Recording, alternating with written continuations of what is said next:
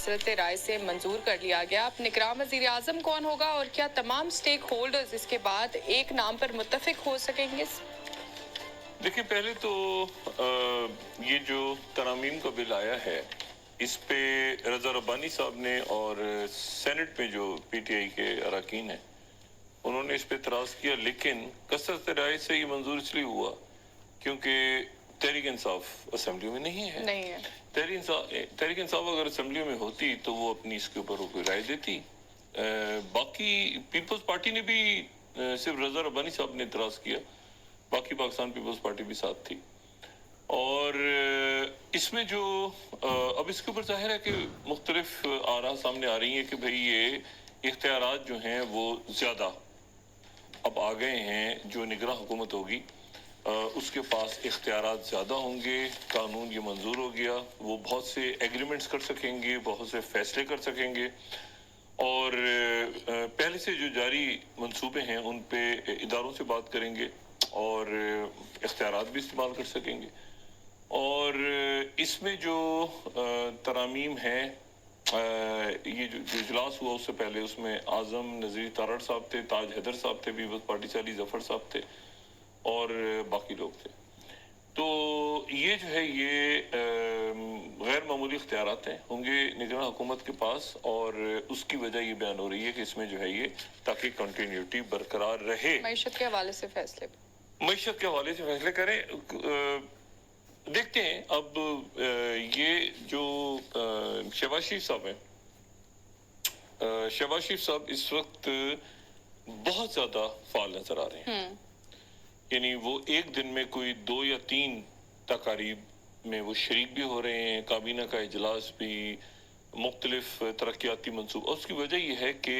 कल आज वो कराची में थे, कल गवादर में होंगे और वो तेजी के साथ जो है वो अब एक बात बड़ी बात है, वो ये कह रहे हैं कि हमारी हुकूमत जो है वो अगले माह नहीं होगी। तो यहाँ पर अब मैंने जो बात की मुख्तलिफ शख्सियात से मुस्लिम लीग की, मैंने कहा जी अगर इसहाक डार साहब हैं तो आप ही की हुकूमत होगी। तो अभी इसके ऊपर मुशावरत हो रही है कि इसहाक डार साहब होंगे या कोई और शख्सियत होगी या इसहाक डार साहब काबीना का हिस्सा होंगे या वो, तो मतलब या फाइनल इसहाक डार साहब ही हैं। तो ये अभी क्योंकि वो इस जुमले के ऊपर अगर गौर किया जाए ना कि अगले माह जो है वो हमारी हुकूमत नहीं होगी, एक निगरान हुकूमत होगी, हो भी सकते हैं डॉक्टर साहब, हो भी सकते हैं डॉक्टर साहब, लेकिन ये है कि ये जुमला फिर जो है ये मेरे ख्याल से इसको काफ़ी नोट किया जा रहा है कि इसको और भी हो सकता है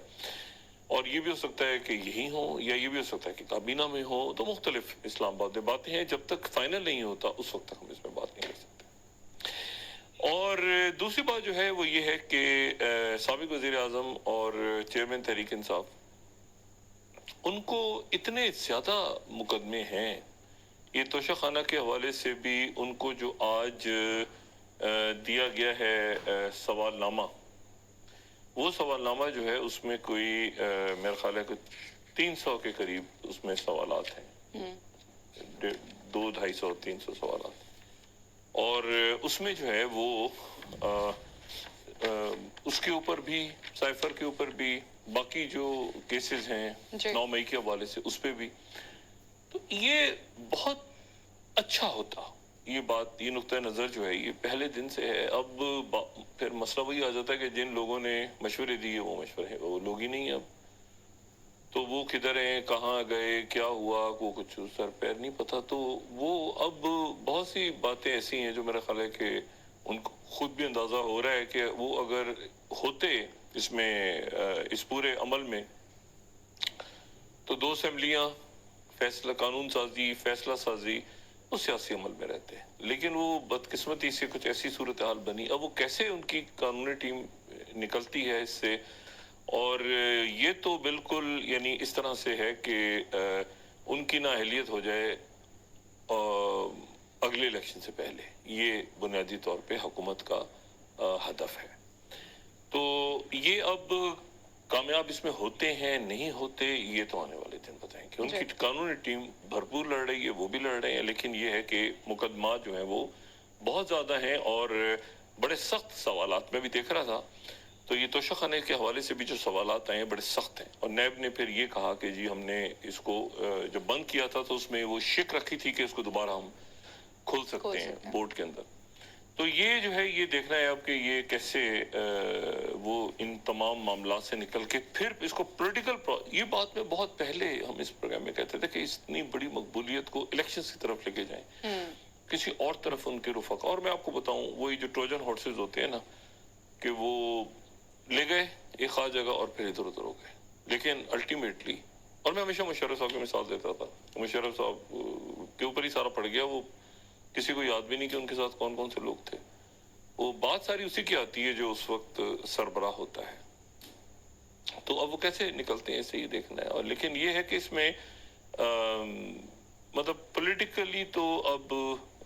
یہ ظاہر ہے کہ اس میں مشاورت کا عمل ہوتا ہے، کیسے ہوتا ہے، پارٹیاں ایگری کرتی ہیں نہیں کرتی ہیں، کیا ہوتا ہے سارا فیصلہ.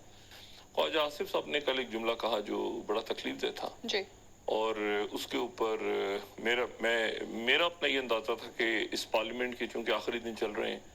تو آخری دنوں میں ایک سیاسی کارکن وہ رہے ہیں اور انہوں نے بھی صحبتیں برداشت کی ہیں اور قید و بند کی اور سختیاں بھی دیکھی. تو ایک سیاسی جماعت اس وقت جو کہ ان کے مد مقابل رہی ہے، اگر وہ بہت سارے مسائل سے گزر رہی ہے اس وقت، تو وہ کم سے کم یہ جو آخری سیشنز ہیں ان دنوں میں جا کے کوئی نرم سا لہجہ یا کوئی اچھی بات کریں گے ان سے کہ جس کے نتیجے میں مزید، کیونکہ آپ دیکھیں کچھ تلخی تھوڑی سی اس وقت کم ہے. جو شہباز شریف صاحب ہیں وہ ترقیاتی منصوبوں کی بات کریں تو درمیان میں اعظم نذیر تارڑ صاحب جو ہیں وہ بڑے یعنی آپ دیکھیں کہ میں یہ جو میری ان سے ملاقات نہیں ہوئی کبھی بھی، لیکن وہ بات جو کرتے ہیں تو بڑے طریقے سے، بڑے آرام سے، اور تو مجھے نہیں سمجھ میں آیا کہ خواجہ آصف صاحب کے ساتھ کیا مسئلہ ہے. تو یا تو یہ ہے کہ کہیں ان کو کہ دیکھیں اب خیر کیا بات کی جائے، وزیر دفاع ہیں، اب وہ ان کو میں یہاں پہ کیا بات کروں. لیکن یہ ہے کہ اس پہ کافی حیرت کا اظہار ہوا، اور وہی کہ رابرٹ پنٹو کو غصہ کیوں آتا ہے، پھر آپ وہی سوچنے لگتے ہیں کہ اس کے یہ غصہ کیوں آیا جو اترا یہاں پہ آ کے، کیا کچھ پیچھے ایسا ہوا جس کی وجہ سے غصہ آیا. تو اکراس دا بورڈ اس کو برا سمجھا گیا ہے، اور میرا خیال ہے کہ خواجہ صاحب مستقبل میں تھوڑا سا دھیان کریں گے اس بات کا، یا اس کے اوپر الفاظ واپس لیں گے یا نہیں لیں گے، ان کی مرضی ہے بہرحال. اچھا اب اس میں جو اور بات ہے وہ یہ ہے کہ دیکھیں پاکستان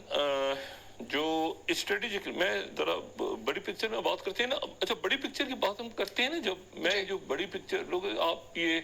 انٹرنیشنل افیئرز میں جو بھی کچھ ہو رہا ہے پاکستان کے اندر، اگر اس وقت آٹا بھی مہنگا ہے یا چینی کی قیمت بھی مہنگی ہو رہی ہے، سبزی گوشت بھی مہنگا ہو رہا ہے، اس کا بھی براہ راست تعلق جو ہے ان حالات سے جو کہ افغانستان میں، بھارت میں، چائنا میں، رشیا میں، یوکرین میں، یورپ میں، کہیں ان سے